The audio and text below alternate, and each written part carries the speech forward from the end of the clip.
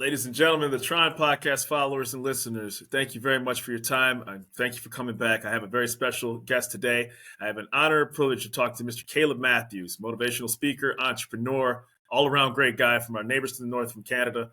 Thank you very much for your time. Absolutely. Thank you, Rashad, for having me on. I'm honored to be here and looking forward to our conversation today. Yeah, you bring a lot of good juju and vibes, man. So won't we get a chance for you to tell us what you're all about, please? For sure. Yeah, I'm an entrepreneur. Run 2 businesses now. Just started my second one here a little recently, which is great. But I run a digital nomad hotspot out of Mexico, out of San Jose del Cabo, Mexico, the itinerary oasis. Yeah. And I've been doing that for this will be my third season going into running that business internationally. It's a business that is a 6-month primarily window between November and April when all the high season and the tourists come. But I moved from my 9-to-5 corporate job in Canada after 10 years to be an entrepreneur over, international country. And I think it's a great step. I was looking at that and I was like, first of all, like the location it's like a dream nomad land, right? You're like, you kidding me? This guy set up this wonderful location for people to work remotely and you could plan your vacation around it while actually doing, your work. So like, what made you start thinking about that? Was it a post-COVID thought? Was it, always on your mind of doing it? So how did this come to fruition? Well, I was raised as an entrepreneur and really from a young age, starting at the age of 13, me and my 2 older brothers, God bless my mom, she raised 3 brothers, and my dad obviously is involved as well too, but she did the primary work of being the homeschooling mom that raised us on these entrepreneurial values. My dad too, of course. Yeah. And really from that phase, through a long series of different jobs, helping build a successful landscaping business at the age of 13, helping my mother do that, to refereeing youth soccer at a provincial level all the way up to 18, and then finally reaching the 9-to-5 world and working for 10 years in telecom. I figured that when I was 10 years in telecom, that was the primary cutoff point. I was like, okay, can I see myself working in telecom for another 10 years? It was very successful. I would be one of the top salespeople that would go on trips to Vegas, Seattle, see the hockey games, see the baseball games, win the trophies, have all the accolades. But I was really bored. I was not really fulfilling what I call my full potential, my SeeLink of my DNA of design. And that's what I speak about in my motivational speaking, my brand. The SeeLink is really seeing that link within your DNA of design. So it wasn't just a COVID thought. That definitely accelerated things, but it was, I need to get somewhere where I'm using the full suite of my gifts that I've been given. It's almost funny. Like, it's like people use, like, for example, like Microsoft Excel, but then you don't realize that you're only using the basic version of Microsoft Excel. And then you find out, like, people give courses on it and it can create all these pivot tables and all these formulas.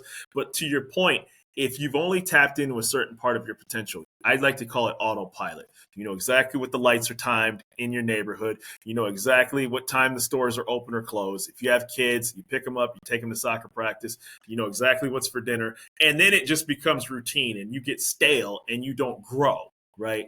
And it happens. I mean, you read about it, but it's different when you acknowledge it. And you make a conscious effort to pivot and change. And you took the next step of saying, I'm not going to complain about this. I'm going to act on it. That's right. Yeah, got to shift, got to act on it. It makes me think of one of my favorite stories in history. And Rashad, I know you love your history. You're a history buff like me. Yeah. History was that subject in school where it didn't feel like work. It felt like a joy. An outflowing of my design. And I think people who really love history, it's an outflow of that design, that inner wire that's been given by creator, spirit, God, whatever you name it. And history for me is a big thing. One of the most famous stories of history, I think, that anybody will ever hear about, has heard about, it comes from the Bible, but it's actually in a Amazon Prime miniseries right now called The House of David. I'm not sure if you've ever watched that before. I haven't seen that yet, no.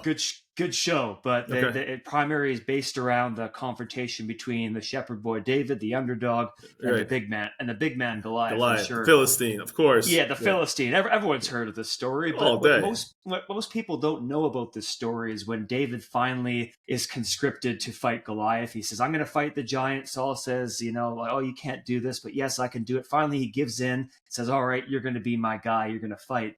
But what most people don't know about the story is when Saul said, okay, I have one final requirement for you when you go face that giant. You got to wear the king's armor. You got to do it the way that I did it. Yeah. And it makes me think of that pressure, Rashad, and I think you've seen this in society. Our listeners are probably very familiar with this peer pressure of having to put on somebody else's armor. For sure. Of having to say, oh, in order for you to be a successful entrepreneur, in order for you to be able to be a successful individual in life, you have to do it the way that Tony Robbins or Grant Cardone or Kim Kardashian or Taylor Swift, you got to do it their way. No, you can learn from people, but it's my belief you got to do you. You have to be yourself, because if I try to be Rashad 100%, I'm not going to fulfill my purpose on the earth, no different than Rashad tries to be Caleb 100%.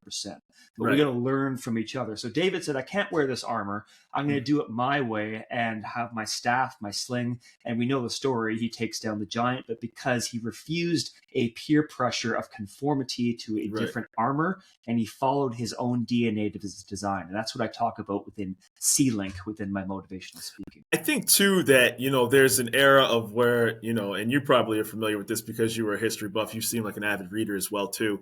Like growing up as a geek was like, now it's cool to be a geek because everybody's because technology has allowed the geekdom to take place. But when it was traditional geekdom, grabbing a comic book, reading an encyclopedia, watching a documentary, everybody's got that little WTF look on your face. Like, dude, what are you doing? We're playing basketball, right? You know what I mean? What are you talking about? But now it's become the norm to be able to think outside of the box and know these little intricate factoids and details where it's just part of the everyday conversation still to take place. Yeah, it's an outflow of really our toolkit, and we can learn from what's around us, saying, all right, what is history speaking trying to tell me? What is my DNA of design trying to tell me? What is my whole makeup around me trying to assist me with in this wild, wacky, and creative life? Because I think if we can predict life in a straight line, then we're not really living on the edge. We gotta have that unpredictability, that unconventional unpredictability. Absolutely. Yeah, I think it's almost like, it's like when you step in the pool and it's cold, and then finally when the cold gets over with, you're like, it's not so bad. But then, sometimes you just have to jump in. And, this conversation isn't about me, it's about you. So when you go on that entrepreneurial journey from 13 and you start feeling like, man, this is what it's like to do my own business. And then you step away from the corporate world. What was that transitional period like when you put a deadline of your corporate career to do this? Oh yeah, I was like, you know what? As I've run that train as long as it can go, it's like, okay, being on the train, it's like this train is going to stop at a station, and when you feel like you just got to get off the train. Yeah, it was that feeling of, okay, I got to make a move. I got to either, okay, I'm going to commit to this for another 5-10 years because I'm an all-in guy. Like when I do something, I'm like, I'm not going to do anything half-assed or anything. It's all in. But I felt like the train had reached its climactic point. And one of the things that I did after 10 years was I actually approached my business manager, the owner of the company, and said, I have a proposal for you. I want to be able to reinvent a role within the company and kind of work remote and work in person, do a 6 and 6 kind of thing. Right. And I actually had the idea that had been vetted by different leaders in the company that were even higher up than the dealership that I worked for within the telecom industry. Mm-hmm. And they all thought that the proposal was great. But when I approached my boss, he was kind of from the old school generation of, you got to clock in, do your 40 hours a week behind the same desk, fall in line, have your number stamped on your wrist like you're you're another number in a camp, right? As opposed to not being an individual. And he said to me, he looked at me after I proposed this idea, and he said, Caleb, online sales, remote sales do not work. And I was and I was like, okay, that was the moment. After 10 years of giving myself, of being one of those top guys, loyally giving myself, especially through the pandemic, I loyally stayed on. And to have him say that was like, this is my breaking point. This is the final straw of, I'm not staying here just to be another number. I have a DNA of design, a unique purpose that I've been put on this earth to do. I can't stay here because, as Martin Luther said, another great history pillar, he said to go against conscience is neither right nor safe. So I followed my conscience and I moved on. Good for you. And, I thought that, you also have an upcoming podcast where you do podcasting as well. I wasn't sure based upon the link on your website. So yeah. Yeah, for sure. I'll be doing my own thing here very shortly. Still Yeah. building building that experiential train of getting on as many shows here to build that rapport. But I've had some history background on the website, as you can see, of helping Yes. people host Yeah. podcasts as well.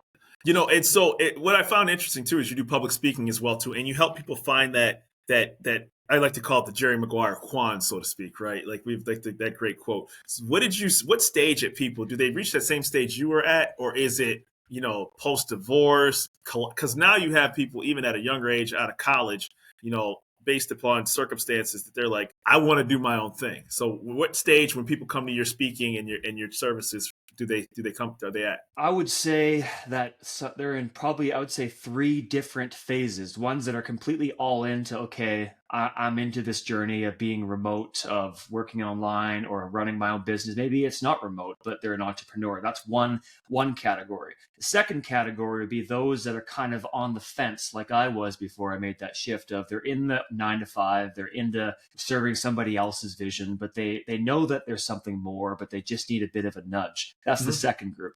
And then there's a third group that are completely kind of, I would say, almost like just fast tracked in their own lane of, okay, I don't realize there's anything else out there because I haven't been shown that blueprint. So I'm just doing this because I'm just doing what I've known to do. And I'm kind of in that one track. So I would say there's 3 different places that people are in. As far as even age group, I would even say our generation. I know that your audience is primarily because just checking out over age 35 and above, or 30, but I would say that our generation has changed so much where I think even around 18, 19, 20 years old, people coming out of high school are starting to ask these questions of, okay, what am I going to do with my life? Because the internet has made the world a very small place. Yeah, right. And so, now you don't, like when you talked about, obviously, your province, your state, your city, your town, and sometimes you only know what's in front of you.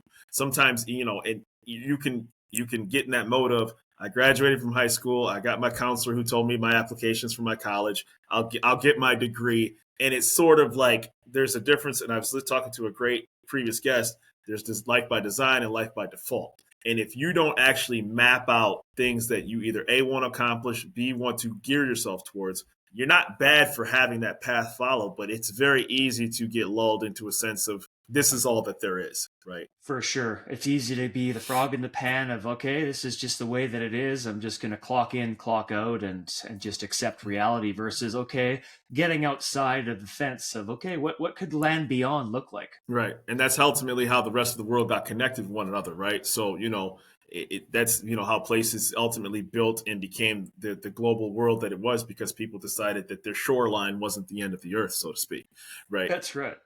So I love it. It's just the truth, right? And they're like, how dare you go on that ship? It's like, well, dude, like, with all due respect, I want to see what's past. There's got to be something past here, right? Yeah, that's it. Like you're a history buff like I am, and you're probably familiar with in our audience of the great story. I did a previous lately on my website. I do like these spoken word kind of meditation exhortations, like many Denzel Washington clips is what I like to call it.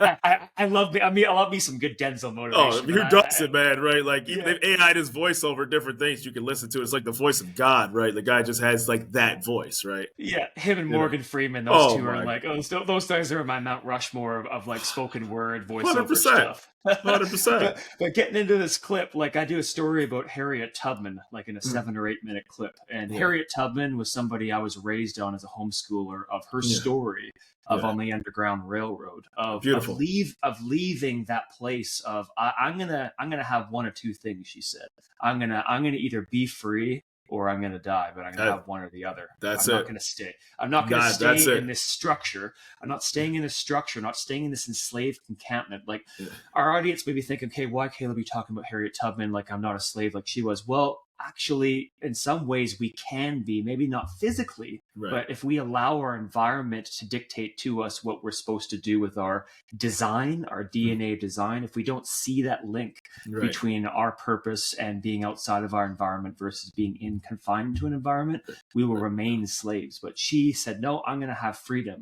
And so she went on the Underground Railroad and followed that path to freedom because she made a decision that she wasn't going to stay in her confinement. She turned her scars into stars. And that's the name of my title of my speaking piece, is Scars to That's Stars. wonderful. And how she used that for That's her a life. beautiful analogy. And, it's all about personal growth. And, and let's talk about more about this location. Like, how popular has it been? Was it like people were like, oh, thank God, this was what I always wanted to look forward to? And do you anticipate growing from that one specific location? Yes. Yeah, no, I'd say that people are like, this is the way that the world is heading towards, as far as like digital nomad hotspots where people can go and create content and have that combination between vacation and workspace, and having that is what people are looking for, those pads. I definitely do anticipate growing it in other countries, other places within That's dope, that man. model. Want to do that, and then combine that with, then of course, the speaking is that's my main mojo. Like, I've been doing this since I was 18, actually. In Africa, the Philippines is when I started public speaking, Dope. 20 years ago. And that's part of my background. And speaking to crowds of dozens, hundreds, thousands, even on the radio to a few million people after the 7 o'clock news in Tanzania. That's wow. my passion. But that's why I was like, I want to start, like, after leaving the corporate world, after starting my itinerary oasis and establishing that nomad hotspot. My main thrust is the keynote speaking in person, is the online speaking, is the group speaking. So having that combination between, yes, growing the itinerary oasis into different locations, but also gathering around individuals like yourself in groups, casts, and people, just to really be with great minds and hearts and encourage each other on our journey to see the link between our purpose and what we're offering on the earth, our DNA of design. Well, I think that the beauty about it is like, I've told multiple guests this, I would never have had the opportunity to talk to somebody like yourself had I not decided to take that quote unquote leap of faith. And, I always find it funny when people who get older, they get more insecure, right? As a kid, you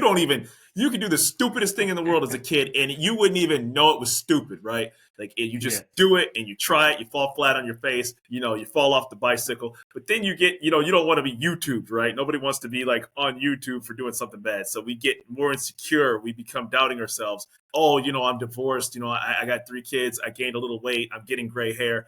And what if people are going to feel some type of way that I'm doing a podcast? It's like, listen, dude, like, what's the worst that happens? You get told you suck after 5 episodes, you move on, right? That's really what it boils down to, man.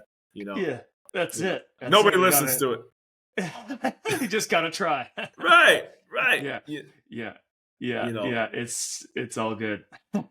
And sometimes you just have to look at it like that, and if you can, and because you're such a history buff, and what I found fascinating is, you're this digital nomad, but like the world got connected when the transatlantic cable line got put in the Atlantic Ocean, right? And it became, and off the coast of Canada, which and then it goes off to England, and they had to connect 2 cable lines in the middle of the ocean, which is like really the birth of the internet, drop it to the bottom of the ocean, send the ships back to their respective locations, and then see if telegraphs could actually communicate from North America to Europe in real time, right?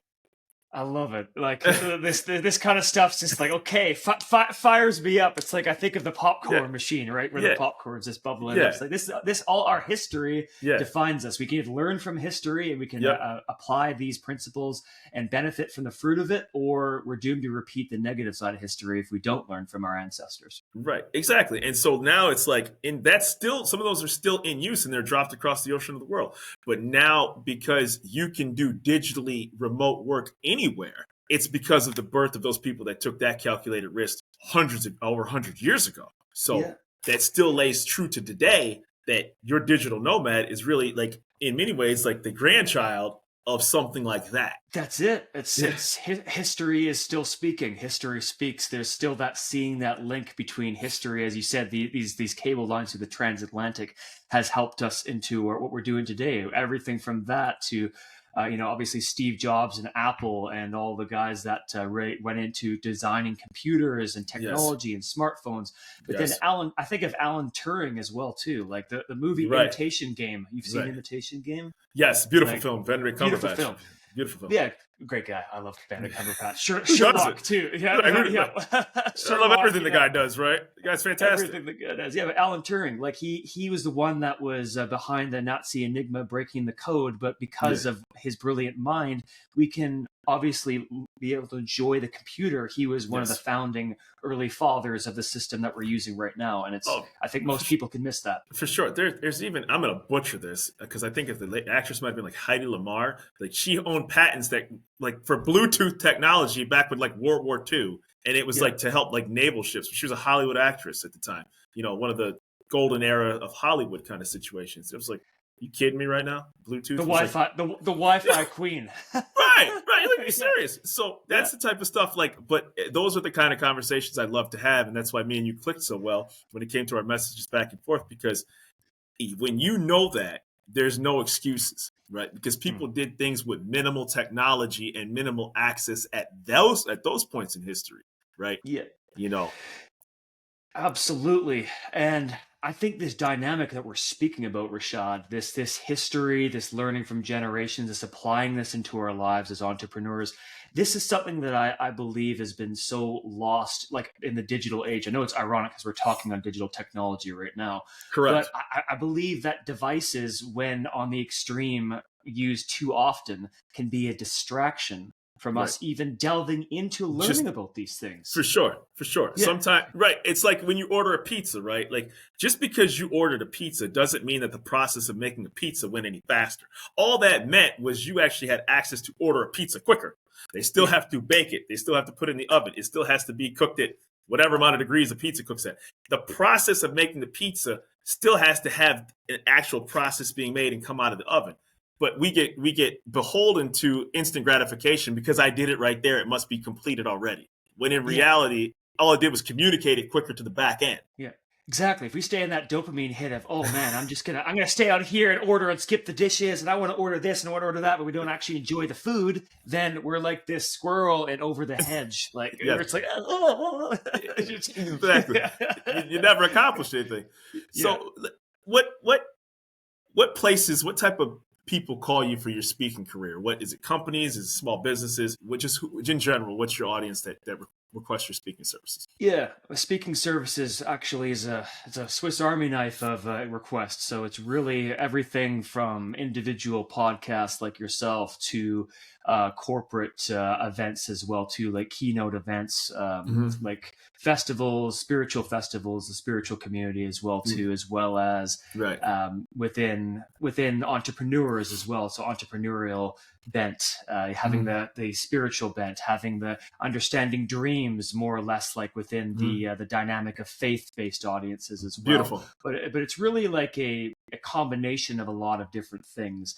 In the past as well, like schools as well too, wanting to hear about really more or less learning from A to B on certain principles, dynamics within people who are getting their life back on track, who just need to find their first job. So more or less people who are getting into recovery and from the pace of recovery to actually getting slotted back into the workforce. So it's really a combination of a lot of different elements. And that's what I love about it is just being open to the right person, the right group, the right request, where what I bring and what they bring can kind of cross paths and create this beautiful mixture.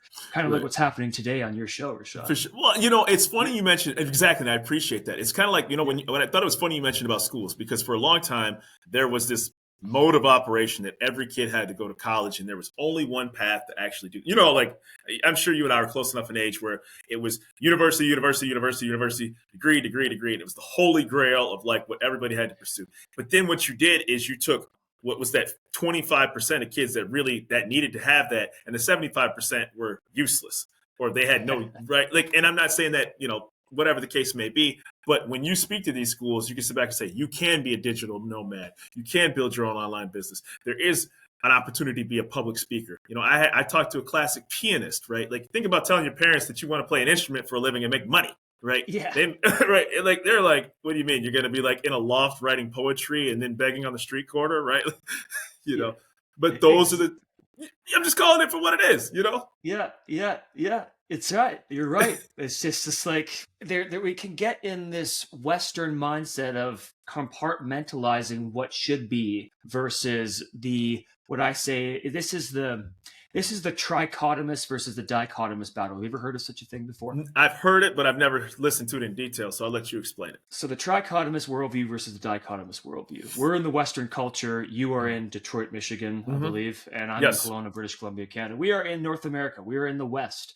And a lot of our audience is in the Western world as well too. Most of what the Western world has been built upon, as far as like a thrust, especially now in the 21st century, is the hustle of mind, will, and emotions, the soul, and really going after the physical goals within your body as well, and getting that mind and that physique. So mind and body, but not necessarily the spiritual or the unseen picture behind the scenes. Exactly. Whereas the farther east you go, they are incorporating all three into their DNA of design: spirit, soul, and body, where there's that SeeLink between all three of those elements. Like when I went to the Middle East years ago, I've been to Israel and Palestine. I've sat around dinner tables with Muslims, Christians, and Jews, people of different faiths. And they all have one thing in common, even though they follow a different God or a different creed. And that is they have a high value for the things of the spirit. They'll say, okay, what did you see in your dream last night?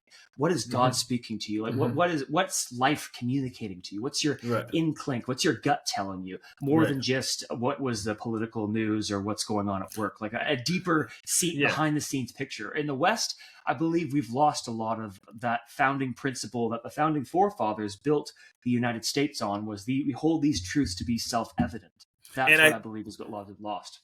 And I think the other thing about it is sometimes people don't take that minutes because all they want to do is I owe it to myself to sit and relax, right? I owe it to myself to sit and just not think about it. And I'm not dismissing that, because the body needs rest. Anybody who's worked out knows that if you don't rest, eventually you're going to pay a heavy price because it's going to catch up with you. But in those quiet moments, it's also very important to sit back and say, what's curious? Where's the world around me? Let me watch about this documentary. So I can have an engaging guest like yourself talk about a transatlantic cable line. And, your digital nomad was built upon something greater than you starting your business, and you're successful at it. But knowing about Alan Turing, knowing about, things of that nature, make you realize that as long as I'm looking ahead and not just what's in front of me, but past what's in front of me, that's where the real success lies in. That's where, if you keep chasing something, you're